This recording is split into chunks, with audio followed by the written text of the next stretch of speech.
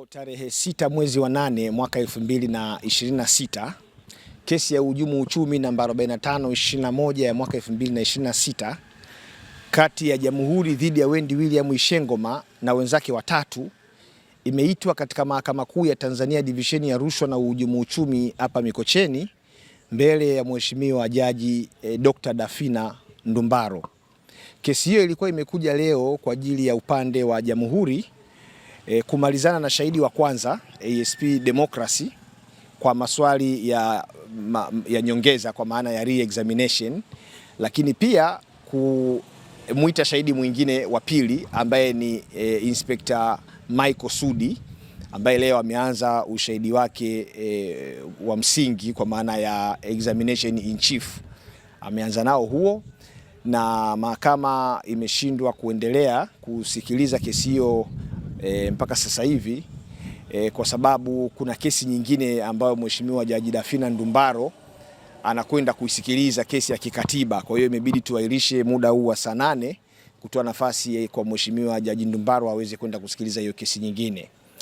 Lakini kwa maana ya ushahidi ambao umetolewa leo mahakamani, pamoja na mambo mengi ambayo ameyaongelea shahidi Inspector Michael Sudi, ni kwamba katika vielelezo ambavyo alivikamata katika ofisi za Atlantic Microcredit Limited, vielelezo vile alivipeleka ofisini kwake kutoka kwenye eneo la tukio, na alipofika kwenye ofisi yake vielelezo hivyo ambavyo ni pamoja na fedha taslimu, magari na nyaraka mbalimbali aliviweka kwenye jalada.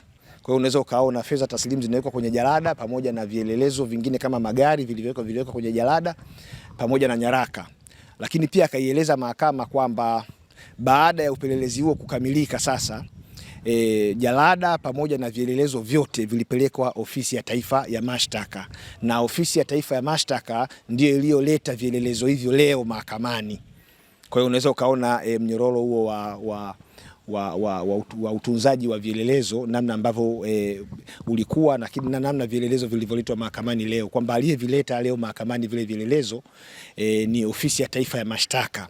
Sasa kwa sababu ya utaratibu wa kisheria kwamba mtu anayeleta vielelezo mahakamani anapaswa kuhojiwa kidodoso kwa maana ya cross examination, sisi tutakapopata nafasi ya kufanya cross examination tutaiomba mahakama itoe wito kwa mkurugenzi wa mashtaka nchini kwa maana ya DPP aweze kuja mahakamani kuhojiwa kidodoso kwamba mamlaka ya kuleta vielelezo mahakamani aliyatoa wapi na chini ya sheria gani, kwa sababu tayari imeshaingia kwenye kumbukumbu za mwenendo wa kesi hii kwamba aliyeleta vielelezo mahakamani baada ya upelelezi kukamilika ni ofisi ya taifa ya mashtaka ambayo kiongozi wake ni mkurugenzi wa mashtaka ambaye ni DPP.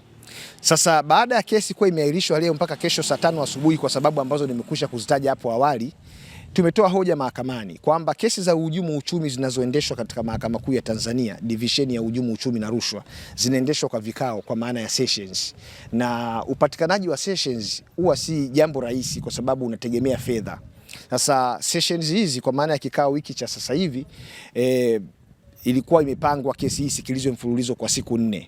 Lakini tulipoanza siku ya kwanza na ya pili tukaambiwa mahakama inahama kutoka katika majengo ya Law School of Tanzania na yanahamia katika yaliyokuwa majengo ya Tanzania Education Authority. Kwa hivyo kesi itasimama. Kwa hiyo kesi ikasimama, tukaambiwa itaendelea tarehe 4. Tulipokuja tarehe 4 tukaambiwa pia kesi haiwezi kuendelea kwa sababu upangaji wa ofisi za mahakama kwenye majengo haya mapya bado haujakamilika. Kwa hiyo kesi itaendeshwa itakuja kusikilizwa tarehe 6. Tarehe 6 tumekuja leo, tumesikiliza kesi kuanzia saa 5 asubuhi, lakini ilipofika saa 8 jaji akasema hatuwezi kuendelea na kesi kwa sababu amepangiwa kusikiliza kesi nyingine ya kikatiba. Sasa sisi kwa maoni yetu tunaona huu ni kama ucheleweshaji fulani hivi wa haki, kwa sababu ni mahakama ndio inayopanga tarehe na kalenda ya usikilizaji wa mashauri, na kwa sababu mashauri yanayowakabili wateja wetu hayana dhamana na wamekwisha kaa gerezani kwa muda wa takribani miaka 2, tunaamini hii ilikuwa ni fursa kwa mahakama kuhakikisha haki inapatikana kwa haraka iwezekanavyo, lakini kwa kuzingatia sheria, kwa sababu hata katiba chini ya ibara ya 107 A kubwa ibara ndogo ya pili B imeitaka mahakama, imeipiga marufuku mahakama kuto kuchelewesha haki bila sababu za msingi. Kwa kama tumekubaliana, upelelezi ulikwisha kamilika, mashahidi wapo, vielelezo vipo, mahakama ipo, hivi visingizio vingine ambavyo vinatolewa kwa lengo ambalo la kuchelewesha haki, maana yake vinakwenda kuathiri haki ya washtakiwa ambao hawana dhamana, bado wako magereza. Kwa hiyo tumetoa wito mahakamani, tumeomba na jaji amekubali kwamba tukianza kesho saa 5 tuendelee kusikiliza kesi hii mfululizo kwa siku zile ambazo hatukuweza kuzisikiliza, na ikiwezekana hata waongeze na siku nyingine, kwa sababu haya ni makosa makubwa, hayana dhamana.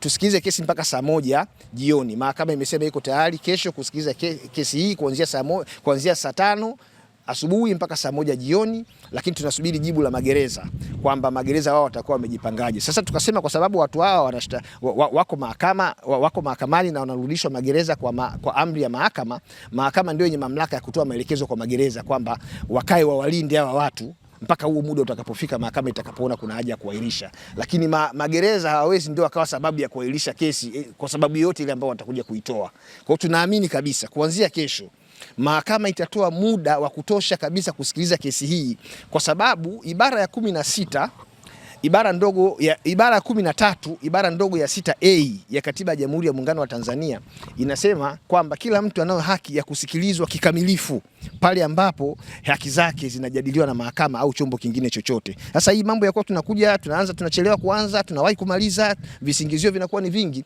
Hili jambo linaathiri haki za wateja ambao kimsingi bado hawana hatia chini ya ibara ya 13 ibara ndogo ya 6B ya Katiba ya Jamhuri ya Muungano wa Tanzania. Kwa hiyo ninaamini hata magereza kesho hawatakuja kuleta kisingizio chochote ambacho kitapelekea kesi iwahi kuahirishwa licha ya kwamba kesi itakuwa ilichelewa kuanza. Kwa hiyo kwa kifupi, hayo ndio yametokea katika Mahakama hii Kuu ya Tanzania divisheni ya rushwa na uhujumu uchumi hapa Mikocheni leo siku ya tarehe 6 mwezi wa 8 mwaka 2026.